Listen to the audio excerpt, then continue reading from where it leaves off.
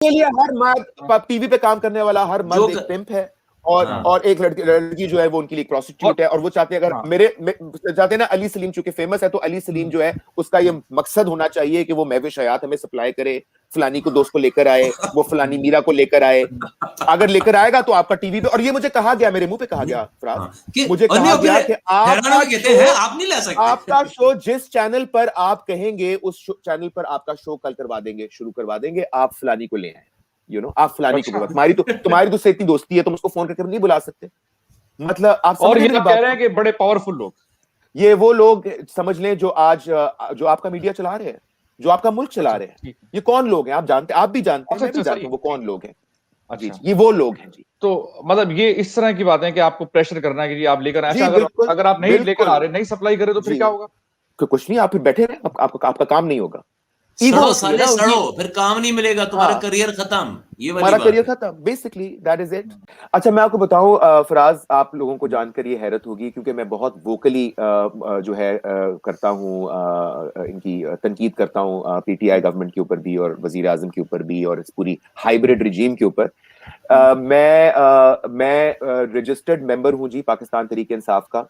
और जब इमरान खान साहब ने मैंने इमरान खान साहब के साथ बहुत काम किया, इनके काफी सारे जो शौकत खानम फंड रेजर्स थे, मैंने उनको होस्ट भी किया, परफॉर्म भी किया, इमरान साहब के साथ ट्रैवल किया, खान साहब के साथ इस्लामाबाद, लाहौर, कराची, पेशावर, दुबई, सुष्मिता सेन के साथ इमरान खान के शोज किए, वसीम अकरम के साथ किए, बहुत लोगों के साथ किए, और इमरान खान साहब से अच्छा ताल्लुक रहा, हमेशा साथ बैठ के मेज पे हमेशा खाना खाया। ये अलग बात है कि इमरान खान साहब ने मुझसे कमिटमेंट करके कि वो बेगम नवाज शरीफ के प्रोग्राम में आएंगे, वो नहीं आए, उस पर भी उन्होंने यू टर्न लिया। इनके लोगों ने फोन करके बोला कि जी आप पहले कमिटमेंट दें कि खान साहब से कोई जाती जिंदगी के बारे में सवाल नहीं होगा, हमने वहां तक भी कह दिया कि जी नहीं करेंगे सवाल। Anyway, cutting that story short, मैंने इनकी पाकिस्तान तहरीक इंसाफ ज्वाइन की। बीबी की शहादत के बाद मुझे लगा, जब इमरान ने वो पहला जलसा किया ना मीनार पाकिस्तान पे, वो जो बड़ा पावर शो था, तो मैं इंस्पायर हुआ। मैंने कहा कि बीबी के बाद एक सियासी खला था पाकिस्तान में, तो हमें लगा कि इमरान खान जो है ना, ये अब वो अल्टरनेटिव हैं जो पाकिस्तान को ठीक कर देंगे। तो ये आ गए और हमने ज्वाइन कर लिया। उसके बाद जब ये कौन सा साल था, 2008 कौन सा साल था जब इन्होंने धरना किया था अपना, 8-9 में स्टार्ट हुआ है, धरना, मियां साहब वाला धरना, भाई मियां साहब वाला धरना, वो जो इस्लामाबाद में डी, हाँ ठीक है, 14 जो भी था, जब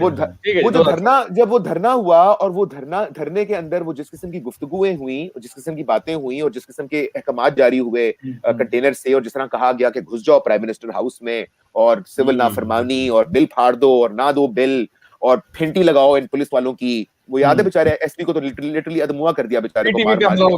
वो जब तोड़ फोड़, वो जब मुझे इनका वो चेहरा नजर आया ना, तो मेरे दिल से उतर गए। और उसके बाद मैं आपको बताऊं कि मेरा, चूंकि being a talk show host, मैंने बहुत सारी डिफरेंट पार्टीज के लोगों का इंटरव्यू किया है, पीटीआई के भी बहुत सारे लोग हमारे प्रोग्राम में, इनके भी बहुत सारे लोगों के हमने इंटरव्यू किए हैं, बहुत सारे लोगों से उठने बैठने का भी वास्ता रहा है।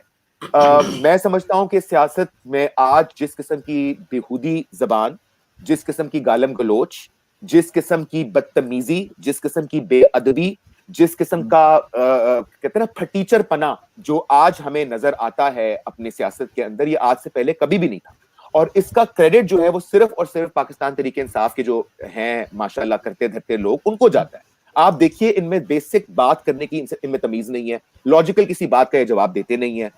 आप तनकीद को बर्दाश्त करने का आपके अंदर हौसला नहीं है, सवाए लोगों को गालियां निकालने के, सवाए लोगों पे बहुतानबाजी करने के, इल्जाम तराशी करने के, और लोगों के ऊपर पर्सनल जाती अटैक्स करने के, आपके पास और कोई तरीका ही नहीं है बात करने का। ठीक है ना?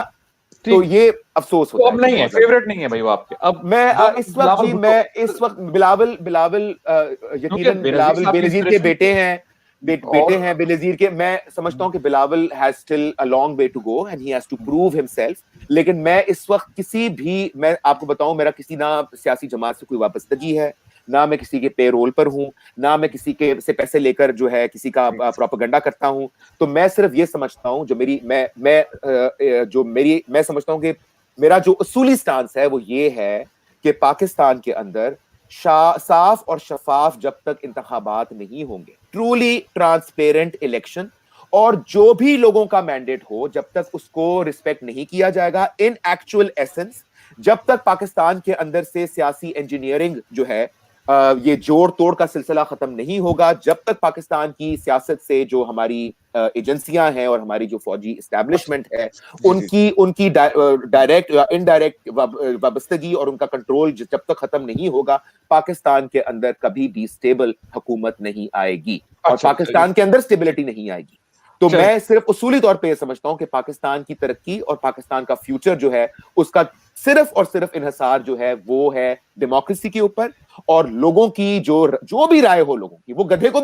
को भी वोट देना तो वो उनकी राय है, आप पे लाजिम है कि आप उसको रिस्पेक्ट करें। दूसरी बात कि जो हमारे मुल्क के डिफरेंट इदारे हैं, ये ऐसा क्यों है कि ये एक इदारा जो है वो हर इदारे के अंदर घुसा हुआ है। आप जब तक अपने मुल्क के इदारों को आप कब स्ट्रेंथन करेंगे, आपके मुल्क के इदारे कब मजबूत होंगे, जब मुल्क के अंदर रूल ऑफ लॉ होगा, जब रिस्पेक्ट ऑफ कॉन्स्टिट्यूशन होगा, जब आइन से वफादारी होगी। आजकल गद्दारी के सर्टिफिकेट बहुत प्यार से बांटे जाते हैं और बहुत वाफिर मिकदार में बांटे जाते हैं। अल्लाह का शुक्र है हमारे यहाँ बुहरान आ जाता है, कभी आटे का कभी चीनी का, लेकिन गद्दारी के सर्टिफिकेट के मामले में कभी बुहरान नहीं आया। तो मैं भी गद्दार हूं, मुझ पे भी गद्दारी के कई मुझे क्या कहते हैं अलकाब से नवाजा गया है, लेकिन हम सवाल करते हैं और हम सवाल करने का हक रखते हैं। जी अच्छा अली, लेकिन सवाल ये बड़े लोग पूछ भी रहे हैं कि आप सर वापस जाएंगे, कभी वापस जाके ज्वाइन करेंगे? देखिए मैं पाकिस्तान मेरा मुल्क है, ठीक है जी। I was born in Pakistan, I was raised in Pakistan, और पाकिस्तान जाने से मुझे कोई नहीं रोक सकता। लेकिन मैं समझता हूं कि इस वक्त जो हालात वहां पर हैं और जिस किस्म की सोच वहां पे प्रिवेल कर रही है और जिस किस्म से मैं समझता हूं कि ये वक्त मेरे लिए मुनासिब नहीं है अभी फिलहाल वापस जाने का। लेकिन जब वक्त आएगा तो हम जरूर जाएंगे इंशाल्लाह, और हमें जाने से कोई नहीं रोक सकता। अच्छा, इस सवाल आया, मैं आपसे पूछ लेता हूँ सवाल। वो ये है कि जी आपने देखा कि मामलात किस तरह नवाजिश अली और आपकी एक ओरिएंटेशन के हवाले से आप समझते हैं कि अब जो है आज के दौर में, अब से 20 साल पहले आप देखें और आज देखें, क्या जो हेट्रेड है इस तरह की ओरिएंटेशन के जो लोग होते थे हमारे यहाँ, वो कम हुई है या बढ़ी है? देखिए अनफॉर्चुनेटली 20 साल पहले में और अब में ना एक बहुत बड़ा फर्क है। वो फर्क ये है कि 20 साल पहले भी यकीनन लोगों के अंदर हर किस्म की सोच पहले भी थी, लेकिन वो सोच जो होती थी ना वो ड्राइंग रूमों के हद तक डिस्कस होती थी। ठीक है, 4 दोस्त बैठ गए, 10 दोस्त बैठ के एक किसी को गालियां निकालनी शुरू की तो निकालते ही चले गए, लेकिन वो गालियां वहीं पे रुक जाया करती थी। अब मसला ये आ गया कि अब हर आदमी के हाथ में है एक मोबाइल फोन,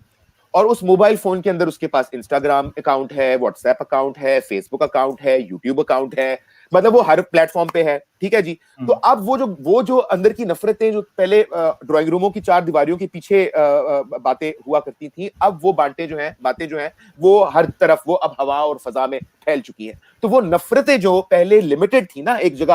जगह पे मतलब लिमिटेड थी, अब वो नफरतें जो है ना वो पूरी दुनिया, वो हवा और फजाओं में हर जगह फैल गई है। तो नजर आ रही है, वो चीजें नजर आ रही है, वो माइंडसेट नजर आ रहा है। अब देखिए मेरा जिस्म मेरी मर्जी के हवाले से, हम औरत मार्च को ले लेते हैं जी। तो औरत मार्च के हवाले से कितना एक वाबेला है पाकिस्तान के अंदर। ठीक है जी, मैं तो सपोर्ट करता हूँ, जारी बात है, मैं औरत आजादी मार्च के कॉन्सेप्ट को सपोर्ट, मैं कहता हूँ किसी भी दिन कोई भी चाहे वो अपने हक के लिए आवाज कर सकता है, वो मार्च कर सकता है, किसी भी मकसद के लिए मार्च कर सकता है। एक आजाद माशरे के अंदर हर इंसान को आजादी है अपनी सोच, अपनी राय, अपने हकूक के लिए आवाज उठाने की, जो भी आप अपना हक समझें। और हर चीज का जो है ना, जो तरीकाकार होना चाहिए चीजों को हैंडल करने का, वो बातचीत होनी चाहिए कि आप बैठे कल्चर्ड लोगों की तरह एक मुकालमे में, एक डायलॉग में एंगेज करें, आप अगले की सुने, कुछ अपनी कहें। हमारे यहाँ तो मसला ये है कि हमारे यहाँ तो फौरन जी गद्दारी के एक सर्टिफिकेट बांटा जाता है और उसके बाद फतवा दे दिया जाता है कि ये इसको तो मार ही देना चाहिए, इसको जिंदा रहने का कोई हक नहीं है, ये पाकिस्तान का सबसे बड़ा दुश्मन है, क्या खातून है, और ये खवातीन के साथ भी है हमारे मुल्क के अंदर। तो मसला ये है कि भाई अपने अंदर थोड़ी सी बर्दाश्त पैदा करें, थोड़ा सा हौसला पैदा करें, थोड़ा सा सुने, कुछ समझे, और ये याद रखिए कि ऊपर अल्लाह मालिक है, अल्लाह मियाँ बैठा है। अपने अंदर को थोड़ा सा कॉन्फिडेंस पैदा करें।